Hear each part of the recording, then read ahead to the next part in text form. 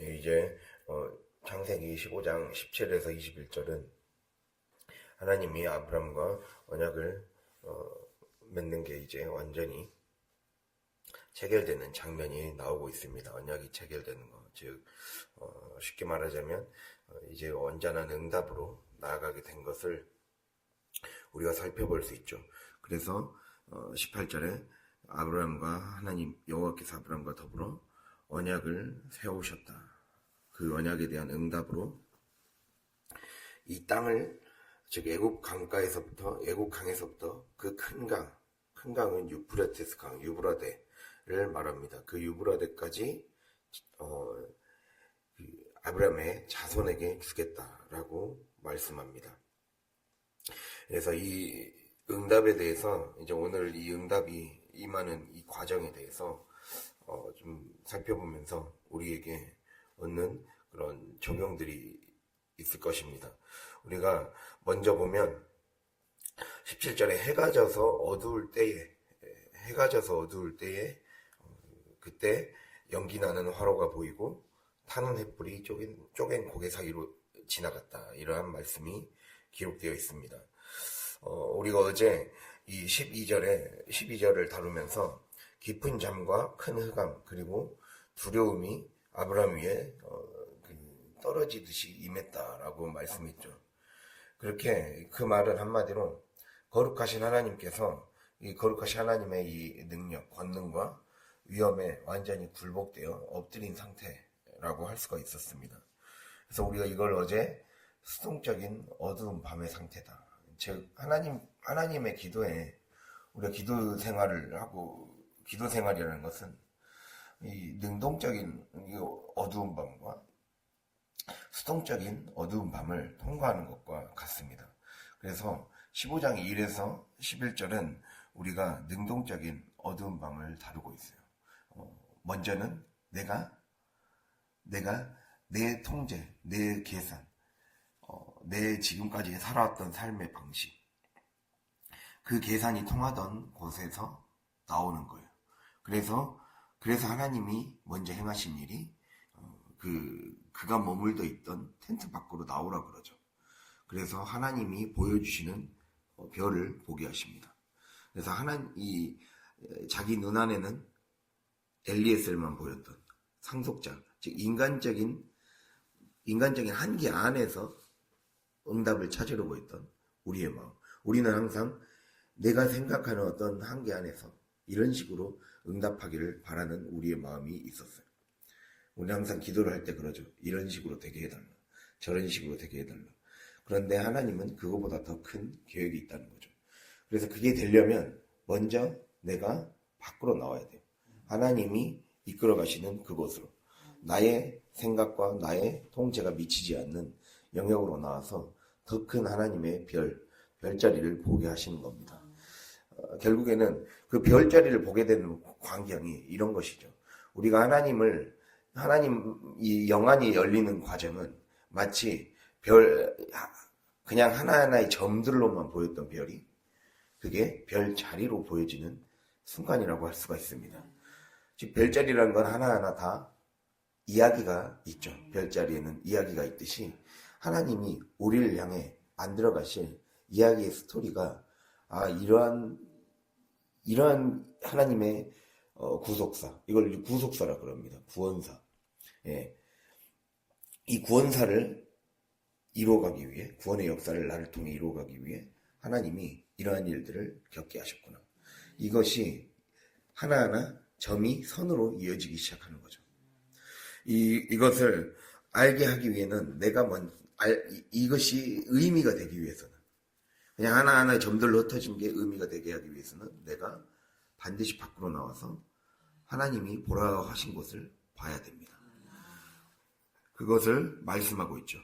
그리고 7에서 11절이 이제 더 나아가서 이게 그냥 보는 것을 넘어서서 삶에서 이 적극적으로 소유를 차지하기 위해 싸워야 돼요. 소유를 차지하기 위해. 즉 우리가 결국엔 우리가 차지해야 될 가나안 땅, 영적인 가나안 땅은 우리가 저주받은 땅을 회복시키는 일과 똑같습니다. 저주받은 우리의 가문을 회복시키고 가정을 새롭게 하고, 그리고 영혼을 구원시키는 일도 어떻게 보면 마귀에게 사로잡혀 있던 그들을 다시 회복시켜주는, 거룩한 자들로 변화시켜주는 그런 사역이지 않습니까?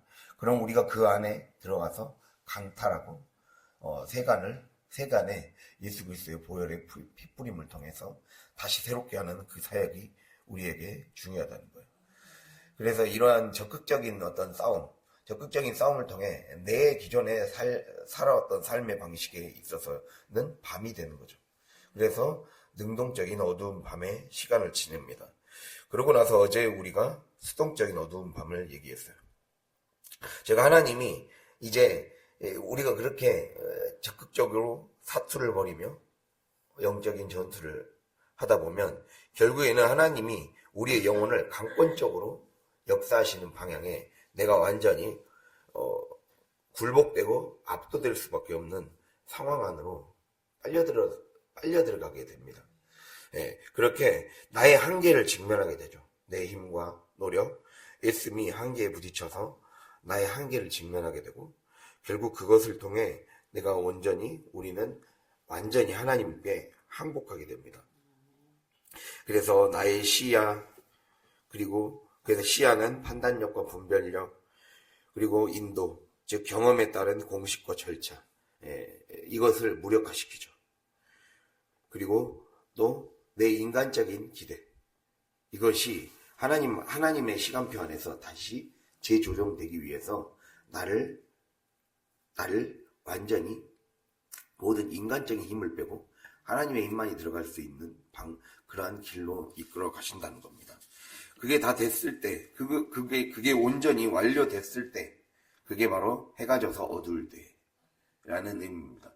해가 져서 어두울 때라는 그 17절의 말씀이 갖는 의미는 이 모든 것이 다 하나님의 힘이 온전히 강력해졌을 때, 그때 하나님이 응답하신다는 것입니다. 그래서 우리의 삶의 기도의 응답은 그렇게 나의 모든 힘과 나의 모든 노력이 이제 하나님 앞에 완전히 굴복되어졌을 때, 그때 일하기 시작한다는 것을 우리가 볼 수 있습니다. 그래서 믿음이 강해지는 과정이죠. 그래서 하나님께 온전히 설득되고 순복되어지는 과정이에요. 그래서 우리가 이 15장을 한마디로 요약하는 구절이 바로 6절이거든요. 아브라함이 여호와를 믿으니 여호와께서 이를 그의 의로 여기셨다라고 하고 있어요. 믿음이라는 것은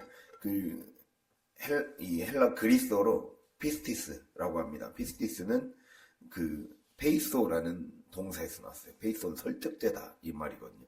설득되다. 하나님의 뜻에 설득되고 내 지성이 설득되고, 그리고 지성만 설득되면 안 되죠. 더 나아가서 나의 의지와 감정이 설복돼야 되죠. 설득되고 설복되는 과정. 설복이라는 말은, 설득은 내 지식적인 쪽에 가깝습니다. 설득은 지식적인 쪽에 가깝죠. 어떤 사람의 말에 완전히 동의하게 되는 상태가 설득이죠. 근데 동의를 넘어서서 설복은 동의를 넘어서서 이제 그걸 따르는 거예요. 그래서 그 복종할 때 복자. 그래서 내가 하나님의 말씀에 완전히 설복되는 과정. 그 과정이 바로 믿음이라고 할 수가 있어요. 그래서 이 과정을 지금 15장은 요약해주고 있는 거예요. 우리가 이 과정을 반드시 거쳐내야 하나님의 언약의 약속이 우리의 삶에 실질적으로 성취되는 것들을 보게 된다는 거죠.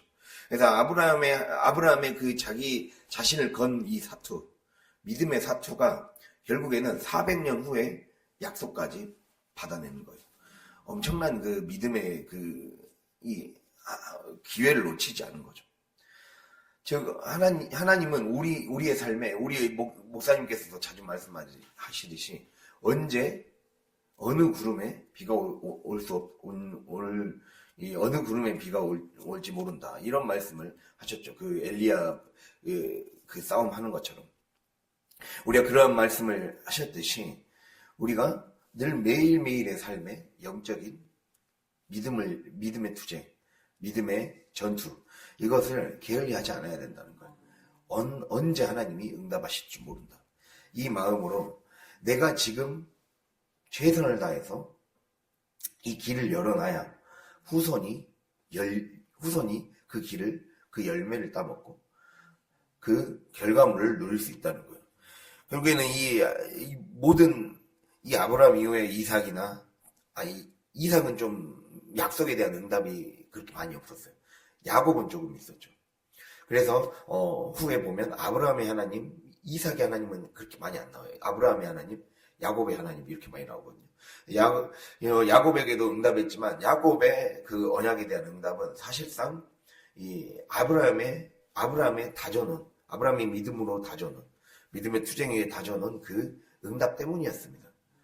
그래서 우리가 그 길을 여는 것이 얼마나 중요한지 그것을 오늘 말씀해 주고 있다는 겁니다. 이렇게 우리는 하나님께 온전히 설득되고 설복되어져야 되는 것입니다.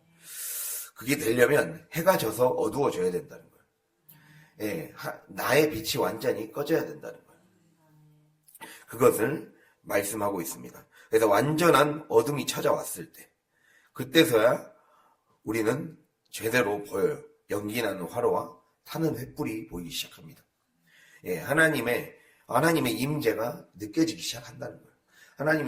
하나님은 우리 곁에 없으셨던 적이 없어요. 근데 내가 너무 생각이 많고, 내가 내 것으로 너무 가득 차 있기 때문에 보이지가 않는 거예요. 연기나는 화로가 보이지 않고, 타는 횃불이 보이지가 않는 거죠. 쪼갠 고기, 즉 쪼개진 마음, 내가 완전히 나를 들였던 그 순간이 온전히 내 것으로 여전히 가득 찬 상태 안에서 있으면 그게 보이지 않는 거예요. 하나님의 임재가. 그래서 내 시야가 무력화돼야 된다는 거예요. 나의 방식과 내 가이드라인에 따라 살아왔던 삶의 방식이 셧다운 멈춰야 돼요. 완전히 멈춰야 되고 마침내 나에게서는 기대할 것이 보이지 않아야 돼요. 그게 되어야 딱 명확히 보이는 거예요. 아, 여기 계셨구나. 아, 이게 하나님의 뜻이었구나. 이게 분명하게 그 타는 횃불 가운데 비춰지기 시작하는 거죠. 그래서 어둠이 초절정에 달했을 때 하나님의 이 일들이 시작된다는 것을 꼭 명심하시길 바랍니다. 일들이 정확히 읽혀진다는 거죠. 그래서 이렇게 결국에는 이 연기나는 화로와 그리고 타는 횃불, 이게 고기 사이로 지나갔다는 것은 하나님의 경이로운 임재를 드디어 볼 수 있게 되었다라는 말씀의 뜻입니다. 그래서 이 말은 이 말씀은 마치 그 출애굽기의 그 환상과 비슷합니다. 구름 기둥과 불 기둥, 성령의 임재를 나타내는 표현이죠. 그리고 또 이 연기나는 화로와 타는 횃불이 쪼갠 고기 사이로 지나더라 하면서 그날에 이렇게 말씀하거든요.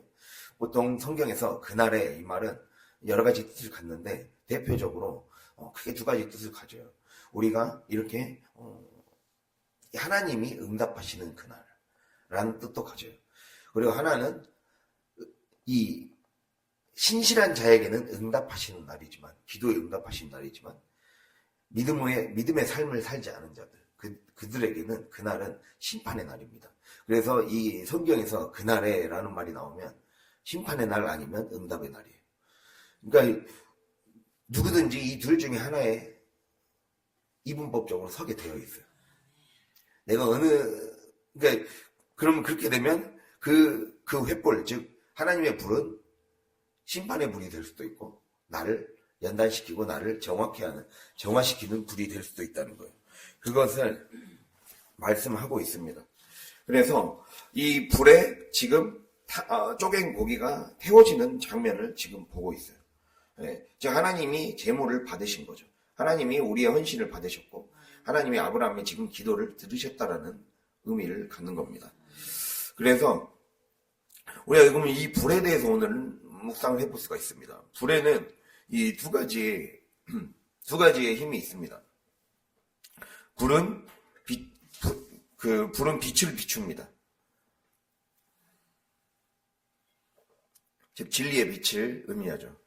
불이 비친다는 것은 하나님의 빛이 비치면서 우리의 삶의 문제가 명확히 그 뜻이 깨달아지지 못하고 왜 이것을 허락하셨는지 알지 못하는 그것이 딱 하나님의 불이 임해야 성령의 불이 임해야 그게 명확히 해석이 되고 그 방향이 보이기 시작하죠.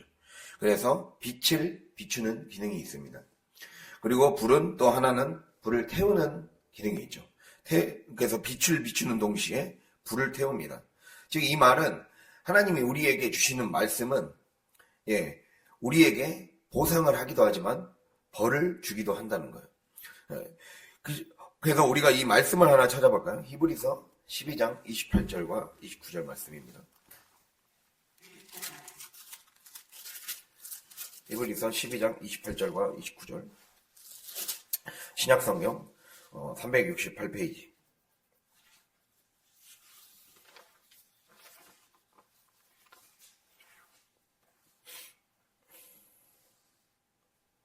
네, 12장 28절에서 29절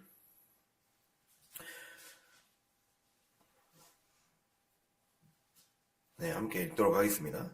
그러므로 우리가 흔들리지 않는 나라를 받았은즉 은혜를 받자 이로 말미암아 경건함과 두려움으로 하나님을 기쁘시게 섬길지니 우리 하나님은 소멸하는 불이심이라. 아멘.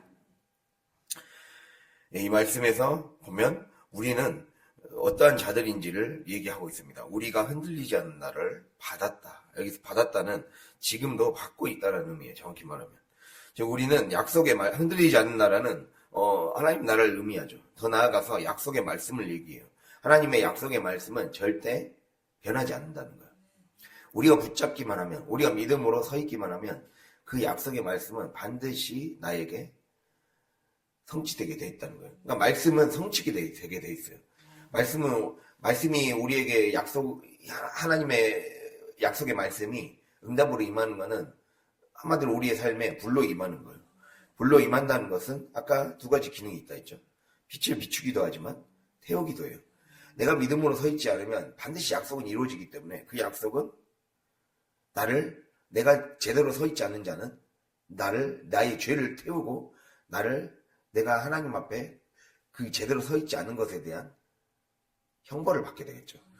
그러나 내가 믿음 안에 서 있으면 그 약속의 말씀의 불이 내 삶을 비추게 되고 어두웠던 내 삶에, 어두웠던 우리의 가정에 이제 하나님의 임재의 빛이 비치기 시작하는 거예요. 완전히 상반된 불빛이 되는 거죠. 나의 선택에 의해 달려 있습니다. 그때 우리의 태도는 은혜를 반드시 받아야 된다는 거예요. 은혜를 받자라고 하고 있죠. 그리고 더 나아가서 경건함과 두려움으로 하나님을 기쁘시게 섬겨야 된다라고 말씀하고 있어요. 경건함과 두려움. 경건함이라는 것은 우리를 더 앞으로 나아가게 하는 힘입니다. 경건함은. 제가 하나님 뜻에 내가 맞춰서 하나님 뜻에 맞게 살아야 되겠다. 이게 경건이에요. 이게 경건이고 두려움은 하나님 뜻에 벗어나지 말아야 되겠다. 이런 이 두 가지가 있어야 돼요. 우리 안에는 이 두 가지가 항상 같이 가야 돼요. 내가 죄짓지 않아야지와 내가 더 의롭게 살아야지. 이게 두 개가 있어야 돼요. 적극적으로 그러니까 우리가 수동적인 신앙생활을 하지 말라는 거예요. 경건은 적극적인 걸 얘기하는 거예요.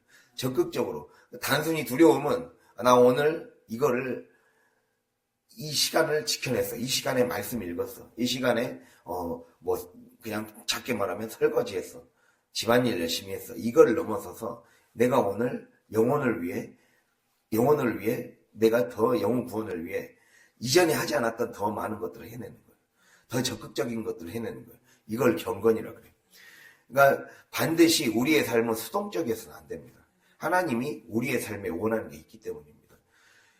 은혜를 받은 자는 반드시 경건해지기를 힘써야 돼요. 경건은 그래서 연단시켜야 되는 거예요. 수동적으로만 받는 게 아니라 적극적으로 근육을 만들려는 거죠. 영적인 근육을 만들어서 더 많은 것들을 감당할 수 있는 자가 돼야 되는 거예요.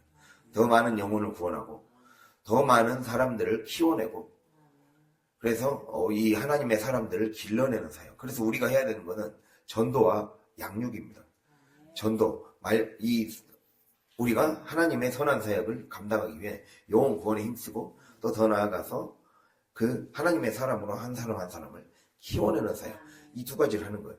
그래서 전도는 우리의 삶의 현장에 가서 삶의 현장에서 또 전도팀으로 삶의 현장으로 직장에서 그렇게 하나님의 빛을 전하는 사역을 하는 거죠. 양육은 그걸 우리가 양육을 하기 위해 제자 훈련하는 거예요. 결국에는 내가 하나님의 말씀을 제대로 배우고 제대로 그걸 익혀서 다시 내가 또 가르쳐주고 그대로 살 수 있기 위해 내가 배운 것 또 더 키워내는 거죠. 그 전도와 양육은 반드시 이 두 개가 되어질 때 경건의 기둥이 딱 세워지는 것이라고 할 수가 있습니다. 이 경건함과 두려움으로 이 경건함과 두려움 이 두 개가 있을 때 능동성과 적극성과 수동적으로 하나님께 반드시 두려움은 선을 지키는 거예요. 그 선을 넘어서지 않는 거. 내가 이거에서 넘어지면 내가 신앙생활이 힘들어진다. 이 선을 지키라는 말이에요. 이 선만 지키면은 소용이 없죠. 선만 지키는 게 아니라 우리는 더 나아가서 하나님은 우리에게 선을 지키라는 것 함과 동시에 반드시 정복해야 될 땅도 주셨단 말이에요. 선만 지키는 게 중요한 게 아니에요. 지키려고만 하면 안 돼요. 예, 공격이 최선의 방책이라고 그랬잖아요. 더 나아가서 영적인 공격을 해서 더 많은 땅을 매일매일 차지하는 과정이라는 거예요. 아직 쫓아내지 못한 일곱 족속을 쫓아내야 되는 거예요. 일곱 족속을 쫓아내서 강탈해서 세간을 강탈해서 그곳에 보혈의 핏보림을 해서 빼앗겼던 저주를 다시 축복으로 가져오는 거죠.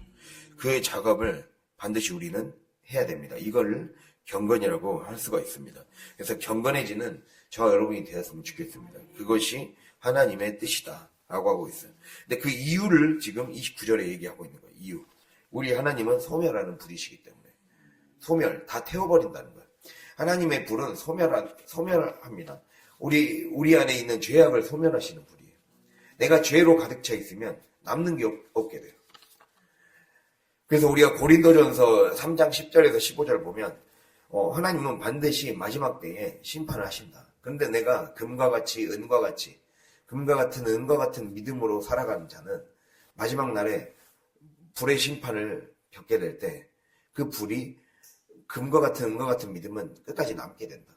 그런데 어떤 사람의 믿음은 마치 지푸라기 같은 믿음이 있다.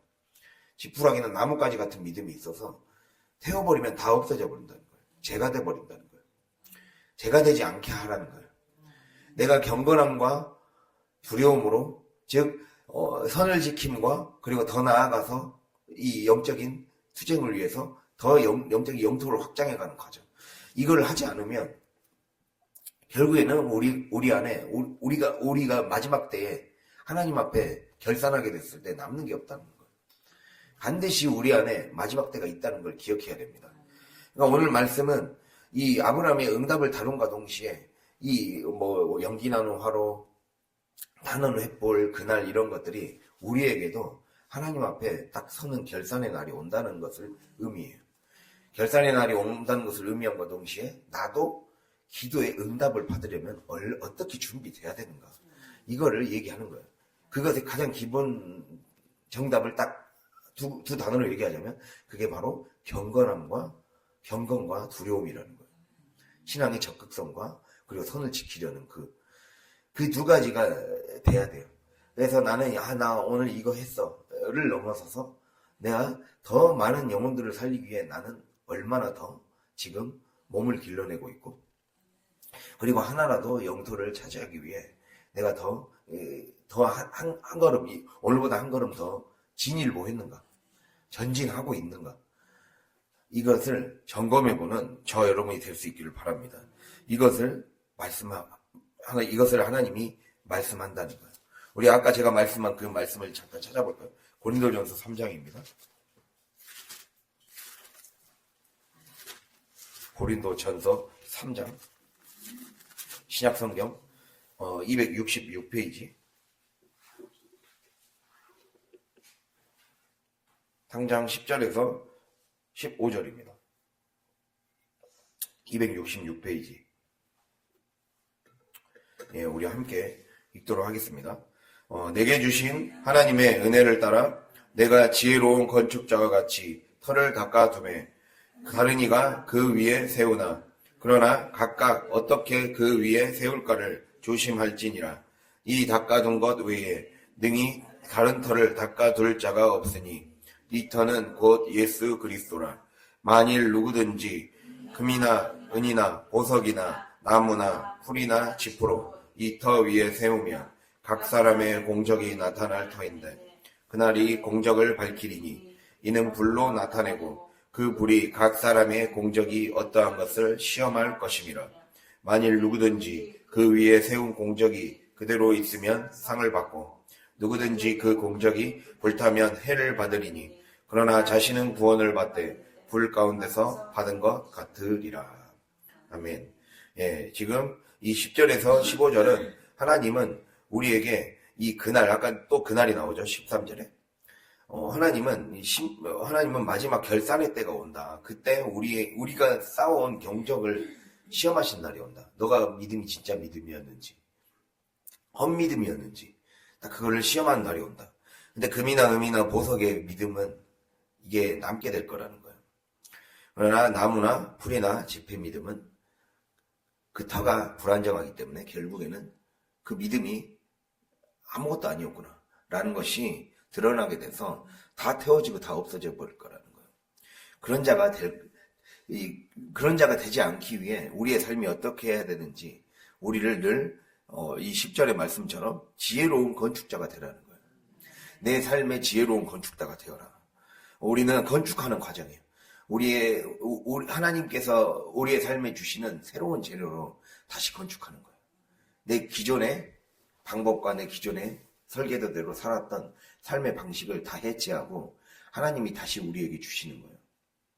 그 믿음이 우리의 재료를 결정지어요. 믿음이 우리에게 좋은 재료를 선물로 줍니다. 믿음으로 살지 않으면 내 삶에 결국에는 풀로 집 짓겠다는 것과 똑같아요. 풀로 집 짓는 거, 집부로 집 짓는 거. 한계가 있죠. 이거는 금방 불에 타면 없어져 버리고. 어떠한 추위나 어떠한 그 외부의 충격에도 견딜 수 없는 힘을 가지고 견딜 수가 없죠. 그래서 결국에는 하나님이 우리에게 이 말씀을 하고 있는 겁니다. 각 사람의 공적이 나타날 것이다. 이 공적은 내가 믿음으로 했던, 내가 하나님 안에서 행했던 모든 일들, 모든 선행들을 얘기하는 거예요. 덕을 이루기 위해, 그리고 하나님의 믿음의 삶을 살아가기 위한 그 모든 과정들을 공적이라고 말을 했습니다. 반드시 쌓이고 있어요. 우리의 일종의 믿음의 포인트가 쌓이고 있는 거예요. 내 포인트가 잘 정립되고 있는가를 살펴보라는 거예요. 믿음의 관점에서 내 포인트는 잘 정립되고 있는가. 근데 그게 불타면 해를 받을 것이다 라는 거예요. 우리가 이 말씀을 우리의 마음속에 잘 새길 수 있길 바랍니다. 내가 육적인 인간으로 살아가면 불의 심판을 견디지 못하고 결국에는 소멸되고 맙니다. 그래서 종말이 반드시 온다는 거. 이 불길, 육적인 인간, 육신의 삶을 버리지 못하면 세속과 육신과 마귀의 틈바구니 속에서 나를 온전히 지켜내지 못하면 결국에는 삼키는 심판의 불에 완전히 먹히고 만다는 거예요. 그래서 아까 우리 하나님은 소멸하는 불이라 했어요. 소멸하는 불이란 말의 다른 뜻은 삼키는 불이 있어요. 우리의 모든 것들을 다 삼켜버리고 완전히 죄로 만들어버리죠. 믿음이 있는 사람들만이 살아날 수 있다는 것을 말씀하고 있습니다. 그래서 어떠한 사람은 이렇게 심판의 소멸을 받아서 완전히 결국에는 하나님의 심판을 견디지 못해 쓰러지게 되겠지만 어떤 이는 그 불로 연단과 정화를 거쳐 구원을 받게 된다는 거예요. 이 말씀이 바로 이 타오르는 횃불과 연기나는 화로, 이 말씀 안에 들어있다는 거예요. 그래서 오늘 말씀을 이 말씀에 잘 적용시켜 볼 수 있길 바랍니다. 하나님의 말씀 안에 늘 영적으로 내가 잘 교정될 수 있도록 하나님이 나에게 영적 교정을 할 수 있는 내 믿음을 제대로 금의 믿음, 은금과 같은 믿음으로 바꿀 수 있는 그 시간을 주셨음을 감사하면서 깨어있는 착하고 충성된 종이 될 수 있는 저 여러분이 될 수 있기를 간절히 바랍니다. 그렇게 될 때 우리가 하나님 앞에 설 수 있습니다. 특히 이제 우리가 베드로전서 4장 18절 보면 이런 말씀이 나와요. 의인들조차 겨우 구원을 받게 된다고 사도 베드로는 얘기하고 있어요. 그러면 우리가 이 하나님 앞에 얼마나 힘써야 되는지, 우리가 항상 착각을 하는 게 이 신앙의 과정에서 칭의, 성화, 영화가 있어요. 칭의라는 것은 지금 구원이 완전히 끝나버린 게 아니에요. 내가 구원을 향한 여정이 먼저 출발을 했다라는 의미예요. 근데 내가 거기에서 성경은 항상 경고를 늘 했거든요. 야고보서나 히브리서에서도 구원은 내가 지켜내지 않으면 떠내려갈 수가 있다. 이걸 분명하게 얘기했어요. 내가 믿음으로 붙잡고 끝까지 그 믿음의 방식으로 서지 않으면 그냥 한 번 하면 끝나버리는 티켓처럼 생각하면 안 된다고. 그 말씀을 우리가 경고로 받아들이고 내가 육적인 인간으로 전락하지 않게 힘써야 된다는 거예요. 그래서 성령의 열매를 맺고, 그리고 또 더 나아가서 믿음과 소망과 사랑이 우리 안에서 더 자라날 수 있도록 힘써야 된다는 거예요. 그러한 저와 여러분이 될 수 있기를 간절히 바랍니다. 그렇게 준비되었을 때 우리가 이제 본문으로 돌아가서 이렇게 내 것이 완전히 다, 내 것은 나의 육신적인 것들은 다 어두워지고 완전히 황혼이 되고 완전히 없어졌을 때, 그때 하나님의 그 불이, 연기나는 화로와 타는 횃불, 하나님의 불이 이제 지나가게 됩니다. 지나가다. 이 지나가다라는 말은 이 히브리어로 아바르라고 해서 이 말은 굉장히 중요한 말이거든요. 그 이스라엘 백성이 출애굽했을 때, 출애굽하기 전에 문설주를 피해 발렸던 방은 하나님이 그 죽음의 신이 그냥 지나갔죠. 결국에는 하나님의 믿음 위에 섰던 사람들은 죽음이 그를 피하게 되고 하나님이 영원한 생명의 약속을 주게 됩니다. 영원한 생명의 약속과 그리고 후손의 복을 약속해 주시는 거예요. 그러니까 내가 지금 서야 나의 자녀들과 나에게서 나오는 내 안에서 출생되는 영적인 자녀가 복을 받는 거예요. 여기서 중요한 건 영적인 자녀예요. 내가 어떻게 한다고 해서 무조건 육적인 자녀가 복을 받는 게 아니에요. 이거 우리가 영적으로 품어야 돼요. 육적인 방식으로 자녀를 품는 게 아니라 영으로 그들을 다시 낳아야 돼요. 다시 출생시켜야 돼요.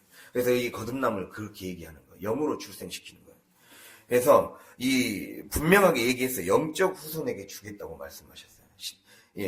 신약 성경은 이 성경이 온전히 성취된 성경의 완성을 얘기하거든요.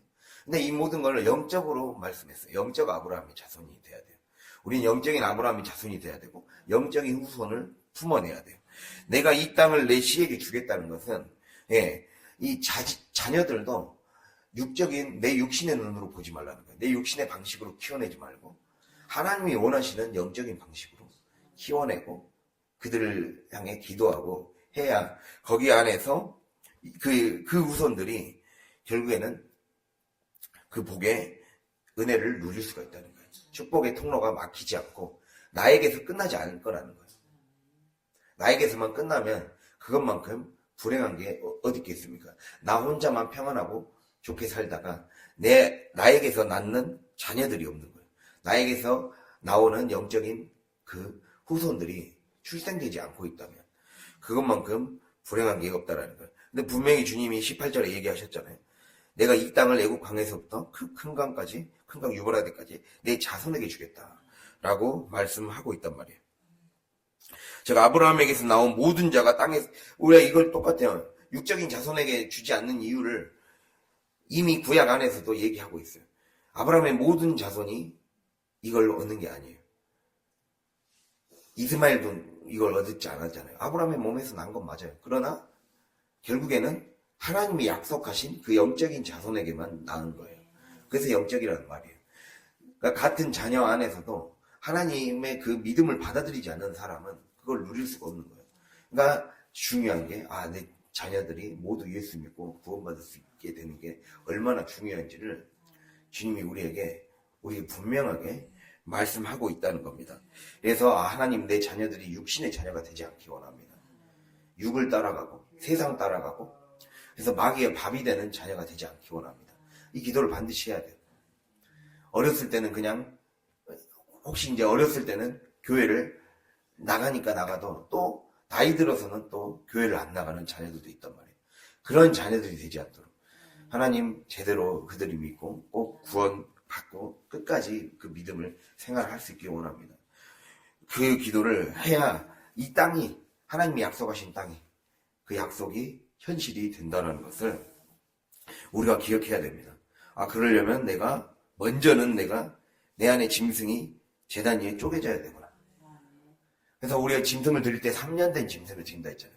3년이 가장 힘이 팔팔 넘치고 가장 모든 것들이 왕성할 때, 지금 내 힘이 나의 가장 강한 자존심과 펄떡펄떡 뛰는 내 자아를 주님 앞에 온전히 드려야 결국에는 나의 희생으로 인해, 나의 쪼개짐으로 인해 내 후손들이 단순히 육적인 자손이 아니라 영적인 자손으로 재탄생, 거듭날 수 있다는 사실입니다.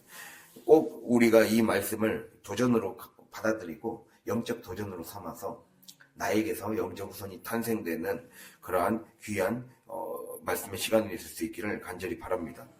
결국에 이렇게 아브라함이 믿음의 결단을 했고 행동을 했고, 그래서 아브라함은 결국에는 이 자기 아버지 데라를 아직 살아있을 때 떠남으로써 그 믿음의 결단을 함으로써 이전과 완전히 차단되는 길을 살았고, 고향과 친척과 아버지의 집을 따랐고, 단순히 수동적으로 따랐을 뿐만 아니라 믿음의 능동적인 결단, 즉 하나님 말씀이 두려운 줄 알고 적극적으로 하나님 말씀하니까 따라왔던 것에서 넘어서서 경건의 삶까지 나아간 거예요.